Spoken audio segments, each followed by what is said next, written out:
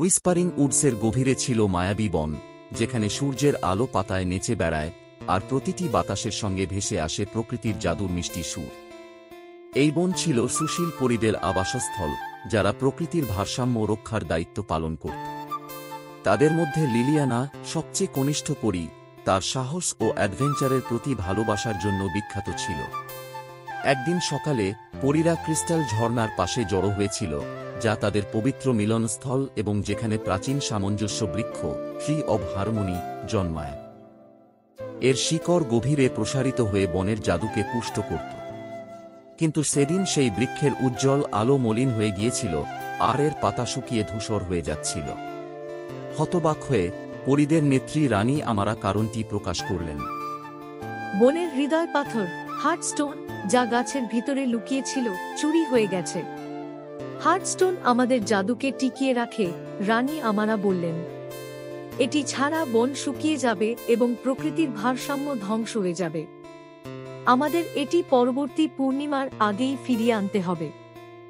সাহসী স্বেচ্ছাসেবীরা এগিয়ে এলো, তাদের মধ্যে ছিল লিলিয়ানা। তাকে এই দায়িত্ব দেওয়া হলো। সঙ্গে গেল তার সেরা বন্ধু ফিন, এক বুদ্ধিমান কাঠবিড়ালি, এবং এক জলজলে জোনাকি লুমি। বাতাসের ফিসফিসানির পথ ধরে তারা বনের কিনারার দিকে যাত্রা করল, যেখানে ছায়া আরো গা আর বাতাস ভারী হয়ে আসছিল। ফিসফিসানিগুলি তাদের অভিশপ্ত গিরিখাতের দিকে নিয়ে গেল, একটি নিষিদ্ধ জায়গা, যেটি এমনকি সাহসী প্রাণীরাও এড়িয়ে চলে। সেখানে তারা সোনালি ধুলোর একটি পথ পেল, হার্টস্টোনের জাদুর অবশিষ্টাংশ।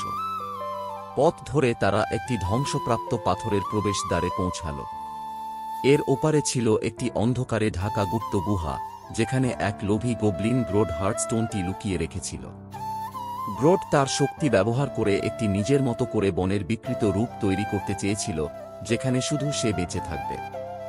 লিলিয়ানা সামনে এগিয়ে গেল, তার ডানা সাহসের আলোয় ম্লানভাবে জ্বলছিল। গ্রোড, হার্টস্টোন তোমার নয়, এটি ফেরত দাও, না হলে বন ধ্বংস হয়ে যাবে। গ্রোড বিদ্রুপ করে বল, আমি কেন পরোয়া কর? এই বন আমাকে কখনো আপন করে নেয়নি। লিলিয়ানার মন নরম হয়ে গেল। সে বুঝল গ্রডের তিক্ততার কারণ তার বিচ্ছিন্নতা। এই বন সবার জন্য, যারা এটিকে সম্মান করে। লিলিয়ানা মৃদুস্বরে বলল, হার্টস্টোন ফেরত দাও, আর আমরা তোমার জন্য জায়গা খুঁজে নেব। গ্রড দ্বিধায় পড়ে গেল, তার লোভ আর লিলিয়ানার আন্তরিকতার মধ্যে। ঠিক তখন ফিন আর লুমি একসঙ্গে বিভ্রান্তি তৈরি করল, যার ফলে গ্রড হার্টস্টোনটি ফেলে দিল। সুযোগ বুঝে লিলিয়ানা এটি নিয়ে উড়ে পালাল। গ্রড তাদের তাড়া করল, কিন্তু তারা ক্রিস্টাল ঝর্ণায় পৌঁছে গেল। রানী আমারা তার জাদু দিয়ে হার্টস্টোনটিকে সঠিক স্থানে ফিরিয়ে আনলেন। সামঞ্জস্য বৃক্ষ উজ্জ্বলভাবে জ্বলতে শুরু করল, একটি আলো ছড়িয়ে দিয়ে বনের ক্ষত সারিয়ে তুলল এবং গ্রডের হৃদয়ের অন্ধকার দূর করল। নম্র হয়ে গ্রড ক্ষমা চাইল, আর পরীরা তাকে তাদের সম্প্রদায়ে স্বাগত জানাল। লিলিয়ানা শুধু বনকে রক্ষা করেই ক্ষান্ত হয়নি, সে সবার মধ্যে করুণা আর ঐক্যের শক্তি দেখিয়ে দিয়েছিল। সেই দিন থেকে মায়াবী বন আরও সমৃদ্ধ হয়ে উঠল, তার জাদু আরও শক্তিশালী হল, আর তার সব বাসিন্দা, পুরনো ও নতুন, মিলেমিশে সুখে থাকতে লাগল।